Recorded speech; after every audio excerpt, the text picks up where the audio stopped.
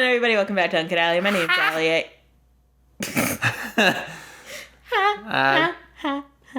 I'm Chris. You staying alive? Welcome back to... Do your Bee Gees voice. Staying alive. There you go. I don't know that first voice. You went, ha! It's too much. I gotta tone it back a bit. Welcome back to Uncut Advice.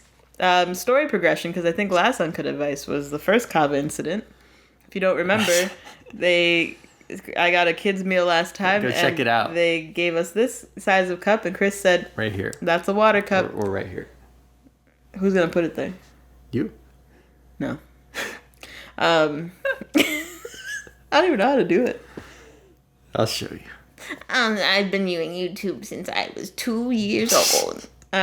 Anyway, and Chris looked at it and was like, weird, they gave us a water cup and then didn't get me a drink. Yeah, the drink I always get. So we got Kava tonight, and he came home with it. But he did text me. He was like, they didn't give us a drink. Oh, well. And I really thought he left and didn't ask for the drink. I joked. And I was like, what? And then he was like, yeah, I got root beer, which is a whole other inside joke. And that's when I knew that he was joking. That inside joke, I told Chris once to get anything but root beer because we had root beer for so long. Yeah. And he came home and he was like, I got root beer, just like you asked. She said root beer. She said root beer in the text. The words root beer. I was like, makes sense. Anyway, people can tangent aside, welcome back to Uncut Advice, where we give advice on... Roast people. We do roast people. On relationship advice questions on r/relationship_advice. So today was my turn to choose one. But before we get into that, we will get into the rules. Thank you for reminding me, Chris. Number one, we can only go off of what we have here. There's always a lot more to the story than it may seem. And we can make as many inferences, but we try to just go based off of what is written. Two,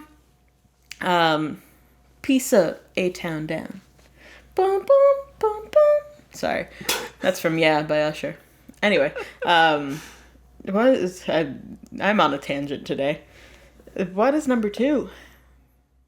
Oh, we would love to hear everybody's opinions. Oh, yeah. However, we do request that, you keep it civil, we keep it respectful, we keep it drumming. You can agree, you can disagree, but I'd love to hear all your thoughts.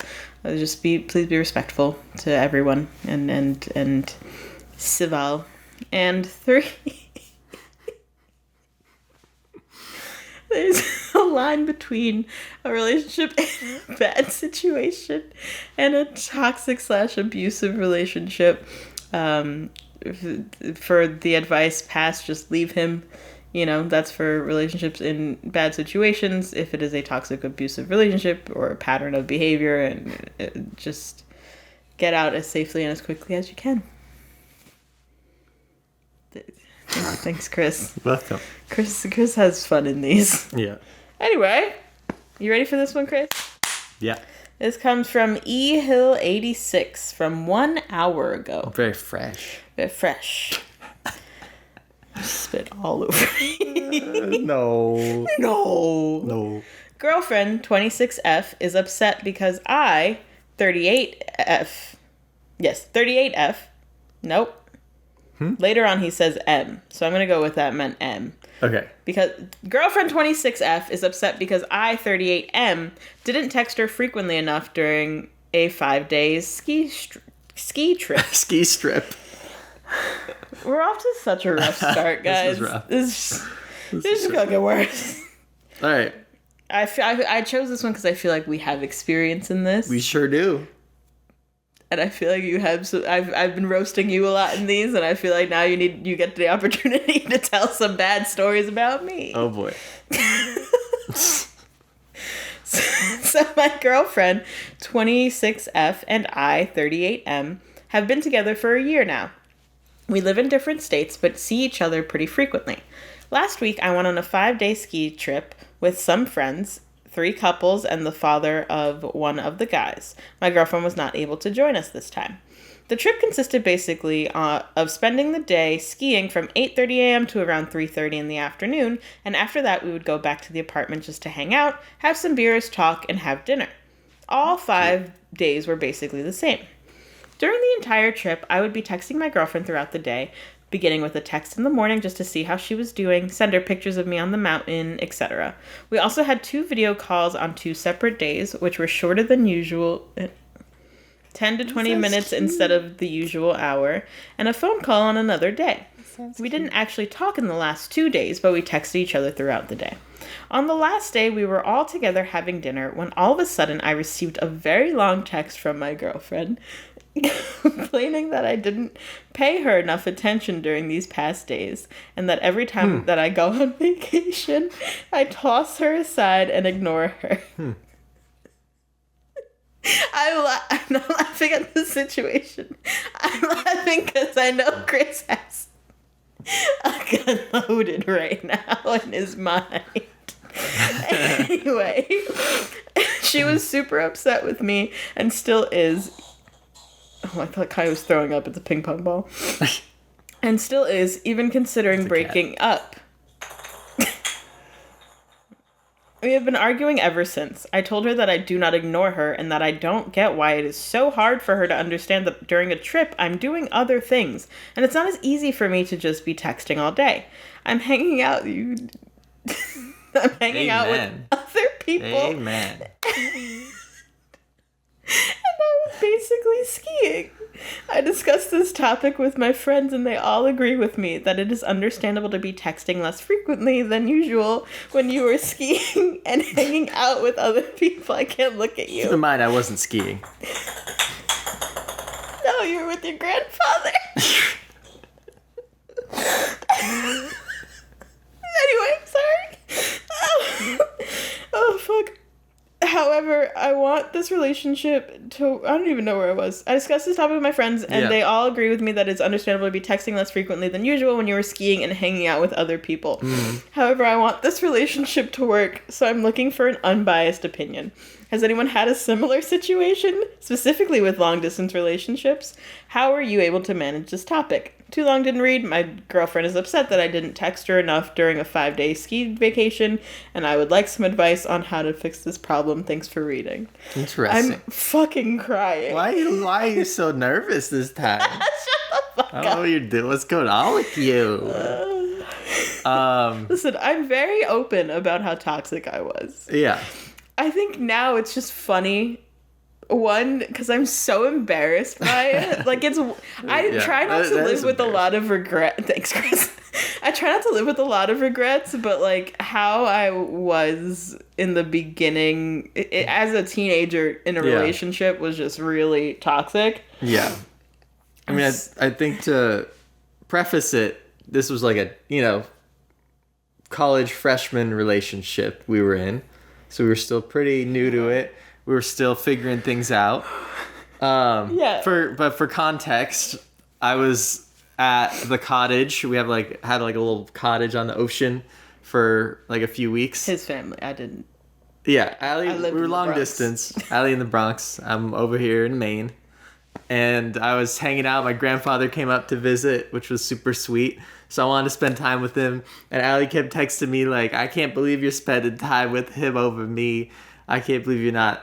And she kept just freaking out and making up all these excuses for me to be on the phone with her the whole day. Wait a minute. I didn't make up excuses for you to be on the phone with me. I would just start really big arguments.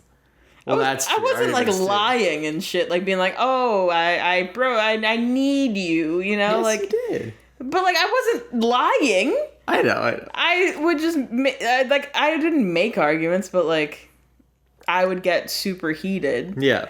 And it would turn into big arguments that would require a lot of attention. Yeah. However, I think on purpose in some way, though, right? No. No? No. Okay. I was genuinely upset. You really thought this whole time that I was doing it on purpose? I just think you did quite a bit. No. None of it was on purpose. I genuinely, felt my emotions in that moment. Okay. I mean, that's helpful. That's helpful.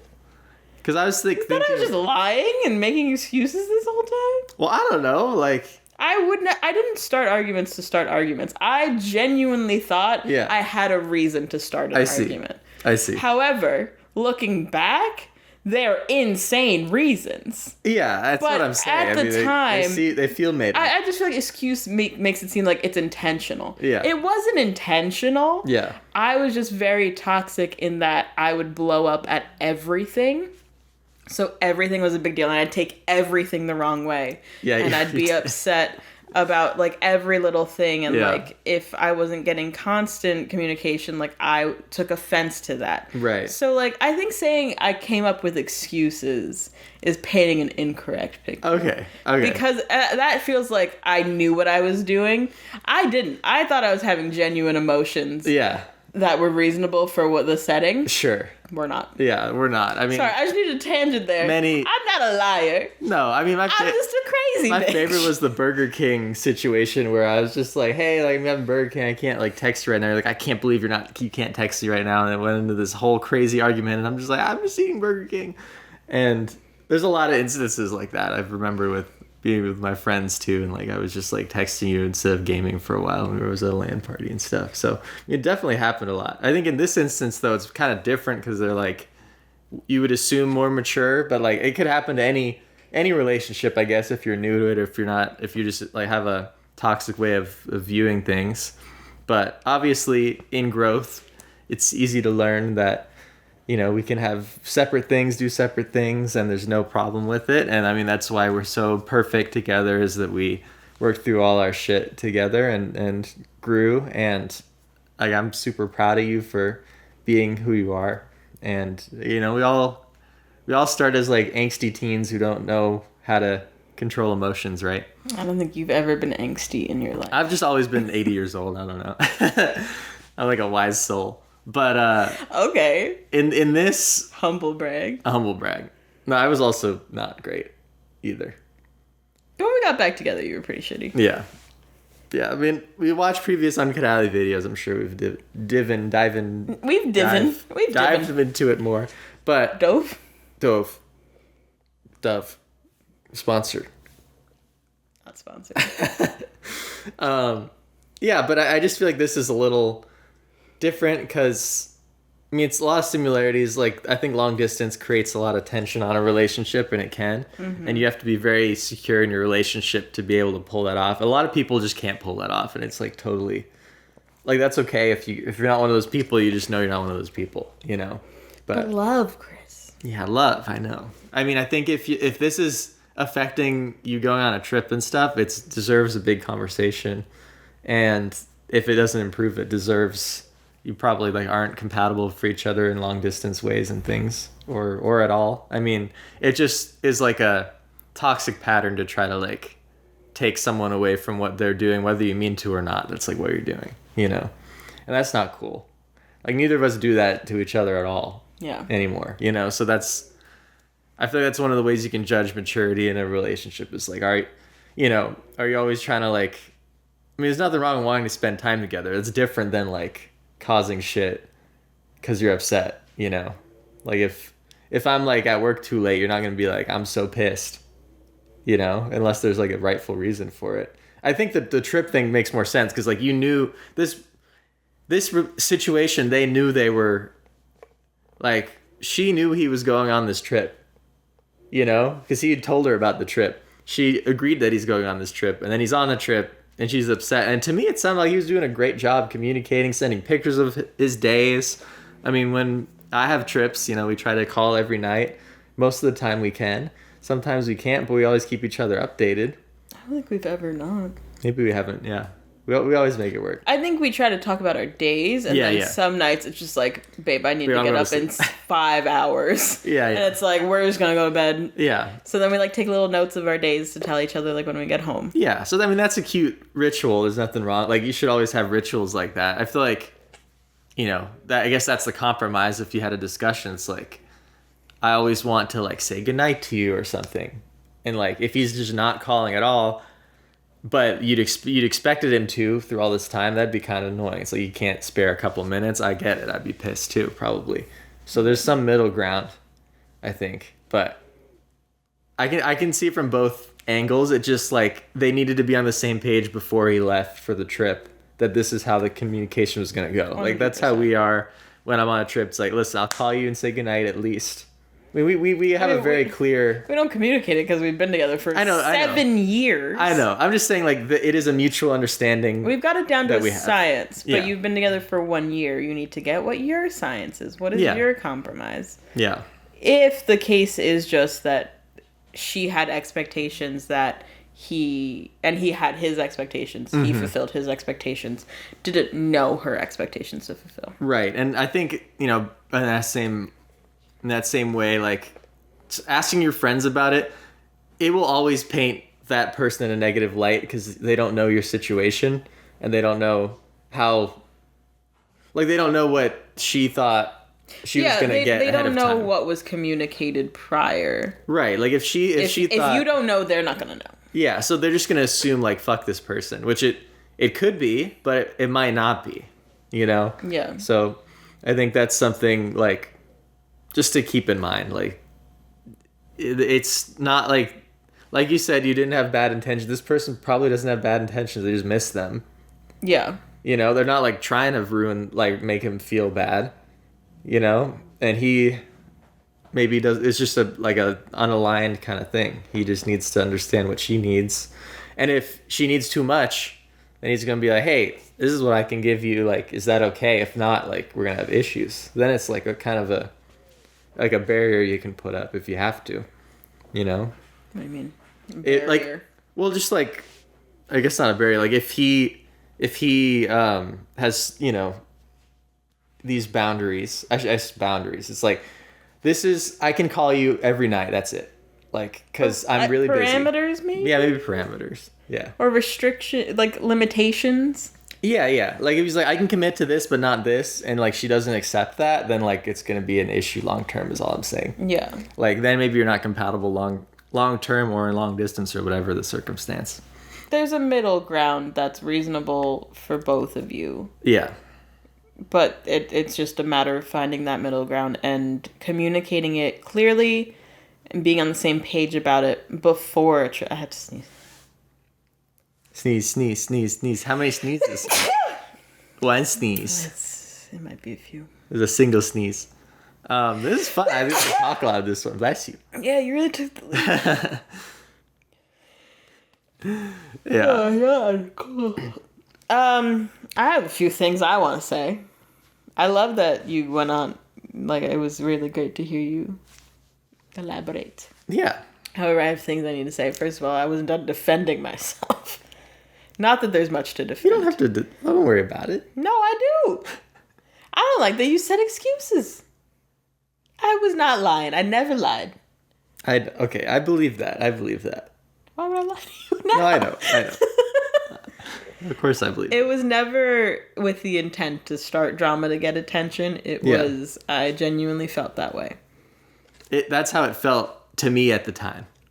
I feel like we've talked about it, though. Yeah, we've talked about it since then. He just chooses to forget. Along the same vein, I don't see, like, ill intent on her part of, like, trying to start drama. I think it's more of exactly what Chris said, where she had her expectations and they were not met. However, objectively, or maybe subjectively, like, from my relationship, which is a very... Sorry, I found her ping pong ball again. Which is a very secure relationship, a relationship that, like, we really understand each other. Yeah. And know each other's, like, limitations and expectations. He was doing a wonderful job. Like, I know. Texting her every morning, because that's, like, kind of what our thing is. We text each other every morning. Yeah. We FaceTime every night, even if it's for, like, 2 minutes. And then usually I go to bed later than him, so I'll just text him, like, good night afterwards, but even that's pretty optional. Yeah. And then, like, that's really it, you know? There's no expectation, like, if I text Chris that he's going to text me back anytime soon. But also, like, we have each other on emergency bypass, so if an emergency did happen, like, we could call each other and we knew that that person needed to get called. Sorry if the camera shook. Kai is playing underneath. So I think, like, what he was doing objectively was a lot. However, maybe that's not a lot for her. Maybe in her past, like, she's had something a bit more. Maybe, because he said they didn't call or FaceTime at all for the last 2 days. Mm-hmm. So maybe for her, like for us, like that's the importance of like seeing each other. Yeah. Every day. Like maybe she wanted that every day, you know? So I think it's really just a miscommunication or lack of communication really for each other's expectations and agreed upon. Like those are the things you have to do when you're early in a relationship. They're only been together a year. So like that's still early enough in your relationship that like not every circumstance has happened that you have communicated out what it looks like in your relationship. Yeah. So it's something that they definitely need to talk about of like, what does long distance look like for us? What does vacation look like for us? What does hanging out with other people look like for us? Like, what is the expectation? And,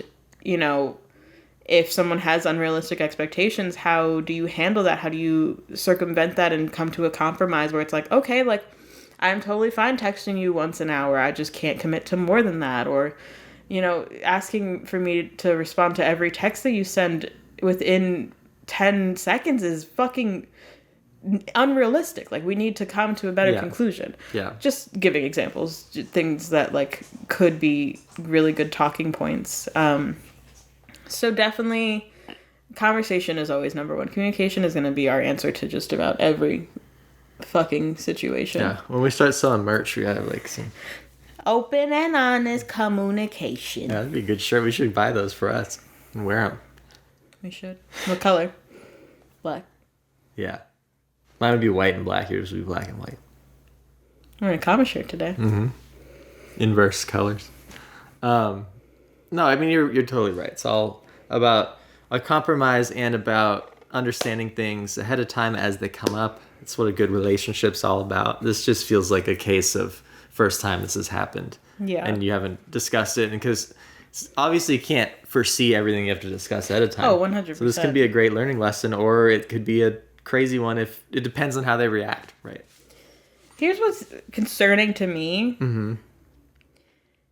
is every time that she said blah blah blah, and that every time I go on vacation I toss her aside and ignore her. She was super upset with me and still is even considering breaking up.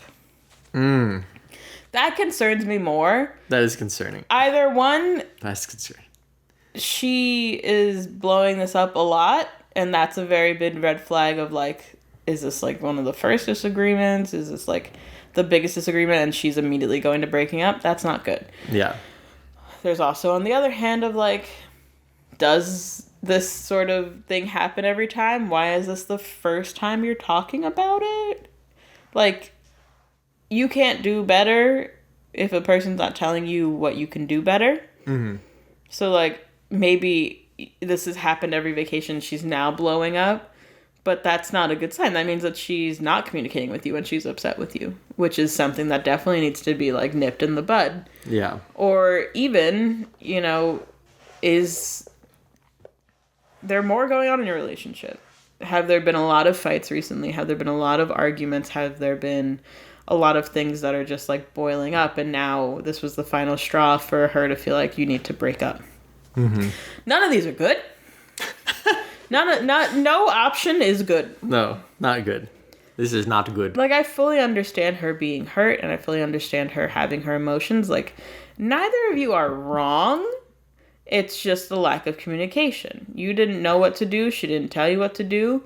She didn't know what you thought you were supposed to do. You didn't tell her what you thought you were supposed to do. Yeah. So, like, there was a full lapse. But immediately going to, like, you toss me aside when you go on vacation when you break up, is a jump if this is the only time that this has happened. Right. Or if it has boiled up, like, she's not talking to you at all. Like, she's not communicating her wants or her issues. That's really bad, you know? Like, there needs to be open and honest communication about everything, right, you know? Not just this thing. Didn't you say they've been arguing ever since? Yeah. I mean, that's, again, like you said, just like a buildup of now she's bringing up everything she's ever been upset with that she's never told him. It's like is what that tells me. You know? Or they're just harping on this and not getting to that compromise or that middle, which is like, are either of you budging? Are neither of you budging? Or is one person budging and the other person's keep asking for more? Like, Nothing about that part is good. Like, the issue itself is not a big issue. Yeah, it's workable. That issue is workable. Like, as a formerly toxic gal, I get it. I'm not saying she's toxic for it. There could be many reasons. I think the miscommunication is the biggest one. If it's repeat behavior, then you're toxic like me. Congratulations. But, like, for me, I was just... My partner was my entire life. I did nothing except wait by the phone. So, when my partner was hanging out with his friends, I'm doing, like, nothing. And I'm sitting by the phone, anxiously awaiting shit. Yeah. Of course, if you're doing shit like that, you're gonna be upset when you don't get responses. You're gonna be upset when... I'm not saying they're justified. I'm just saying, like, the logic of it makes sense of why I would be so upset about it when, like, I'm cradling this one thing as my entire life. If my entire life has other activities, I'm left empty, which, you know, I have my slew of mental health issues, so it just compounded onto each other, and it would just make me, like, stir crazy and like, if you're healthy, like, you're not going to notice if your partner doesn't text you for 3 hours because you're doing other shit. You're living your life. Yeah. But if you are waiting for that text, if you are anticipating that shit, you're going to lose your mind a little bit, you know? Like, you're going to be like, why isn't he texting me back? What could he possibly be doing that's more important than me, you know? Yeah. Like, that toxic, cyclic thinking of getting stuck in that loop of negativity and anxiety and anticipation. So then when he does text me back 3 hours later with, like, a 2-word answer because, like, he's busy with something, I lose my shit. Right. Exactly. That's such a good example. But, like, that's unhealthy, you know? Like, you see the lot, and that's why, like, I didn't like the word excuse. I was like, no, I was just crazy. like, let's call it what it is. I'm not defending myself and, like, I didn't do anything wrong. Yeah. But, like, I was never making shit up. I just genuinely felt these things. Was so overwhelmed by the loneliness that I felt when I wasn't getting all the attention. Not as in, like, an attention-seeking way, but in a, you are everything to me, and right now I'm not everything to you in this moment, and that's fucking me up, and I don't know what else to do with myself. Yeah. And again, I'm not at all saying this is her. Like, I don't have... There's not a lot of context in this one. Also, it's from an hour ago, so there's, like, one comment, so there's no responses.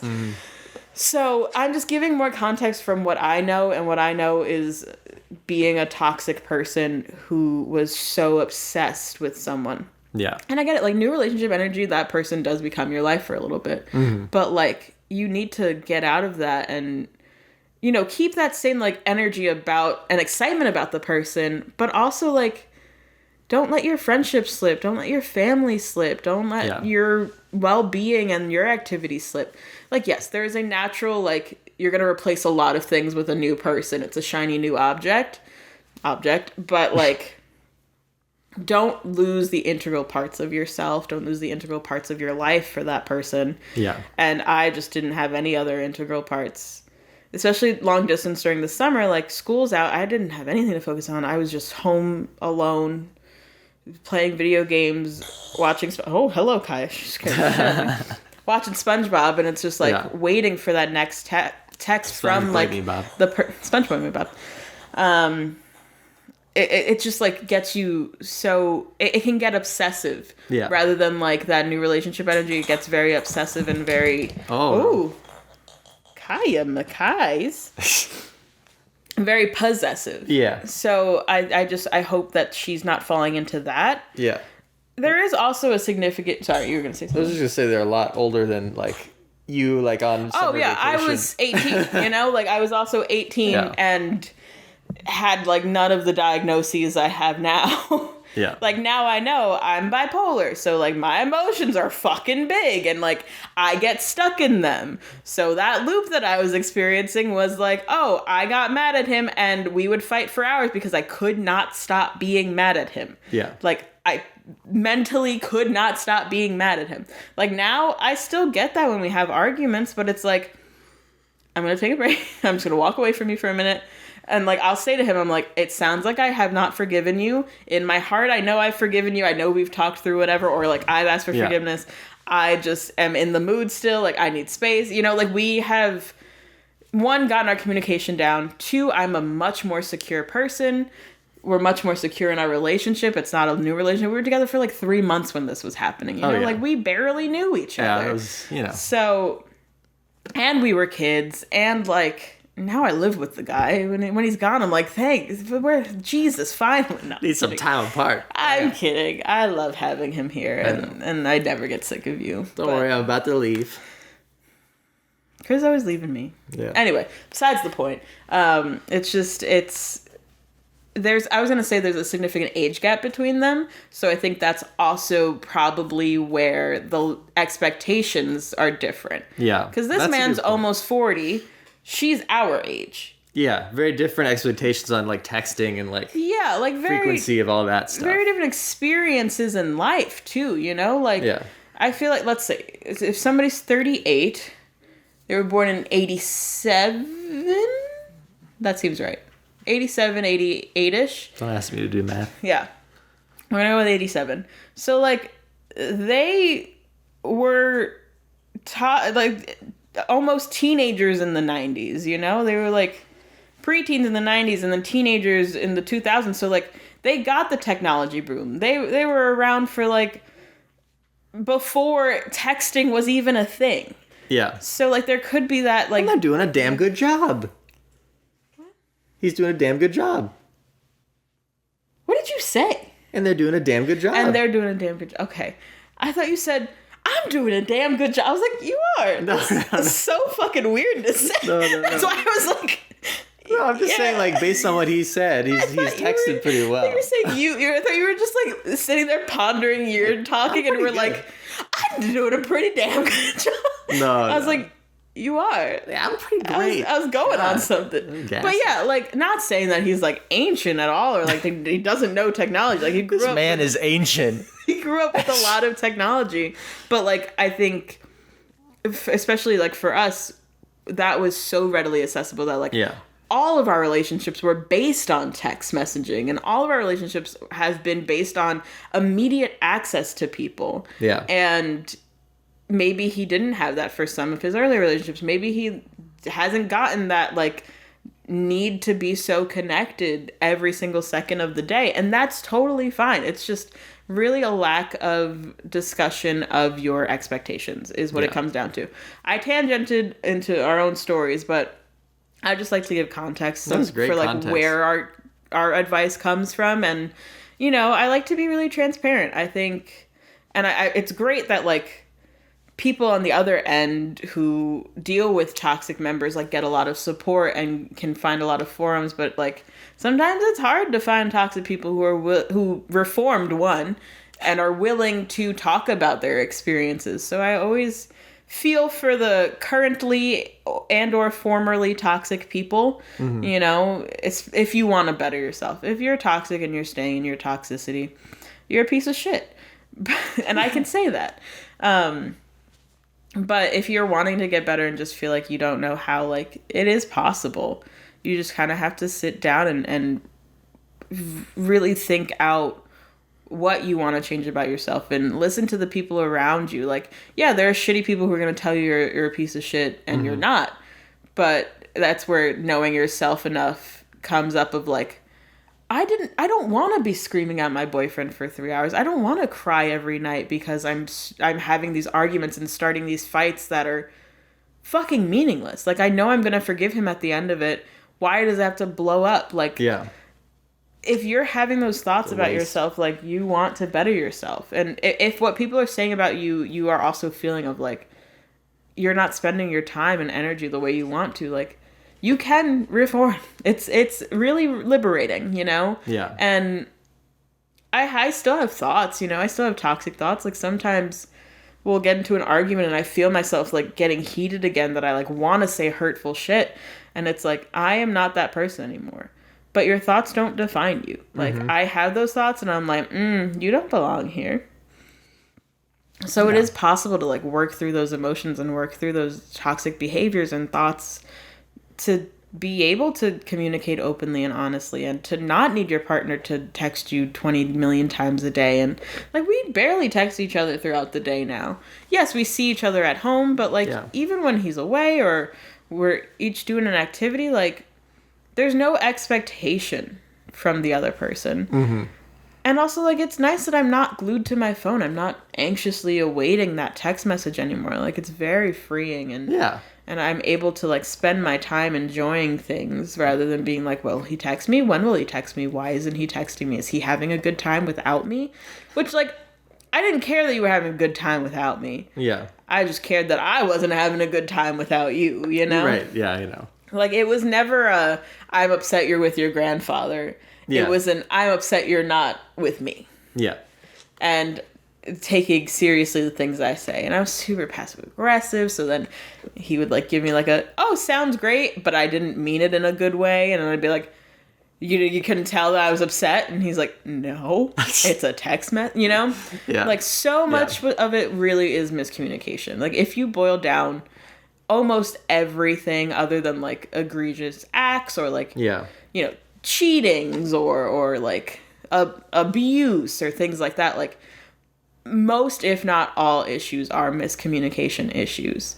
Someone's not being truthful about how they're feeling, not communicating their actual thoughts, the other person's not listening, or one person thinks they're communicating one thing and the other person's taking it the wrong way. Like, everything can be boiled down to miscommunication. So once you have that solid foundation of open and honest communication, like, it really does open up. However, the breakup thing is concerning, and there's some I think concerning things you need to reflect on if this is a pattern, if she has said this to you before and you just didn't listen, if she's never said it and now it's a big blow up thing. Or, like, what about, is she insecure about your relationship and feels like you're doing other things? Or is it just, like, she's lonely? Yeah, I'll just have to have, like, a really big conversation laying out every single thing that you're both feeling in this moment. And every single thing that you both think went right and went wrong. Yeah. And how you can improve and how you can come to that compromise of, like, all right, this is our game plan so that you don't feel like you're being neglected and I don't feel like I'm tied to my phone. Because both of those feelings are very valid. You can feel neglected and ignored and somebody feels like they're doing a fine job. And he can feel tied to his phone while you're feeling like you're finally being heard. There should be that middle where he can have a good time without worrying about you. And you can feel cared about without feeling like you are pressuring him into constantly communicating with you, or without you feeling like you're being tossed aside. Go off. That was fucking awesome. I talked for like 6 minutes straight. That was impressive. I just spit everywhere. That was so cool. Went somewhere else. You zoned in. I literally went somewhere else. Yeah. Like, I'm sorry. I don't think I've looked at the camera very much. Really? I think I was like... You're just like... Because one of the things over there looks like it says Smosh Games. And I was like, why would I write Smosh Games on one of our moving boxes? And I'm like, I think that says board games. It does say board games. Does it? Yeah. I got shit handwriting. And eyesight. He's always bullying me. Cool. I mean, I think this was great. I'm just a baby. That's a Arietti RuPaul's Drag Race reference. Yeah. If you know, you know.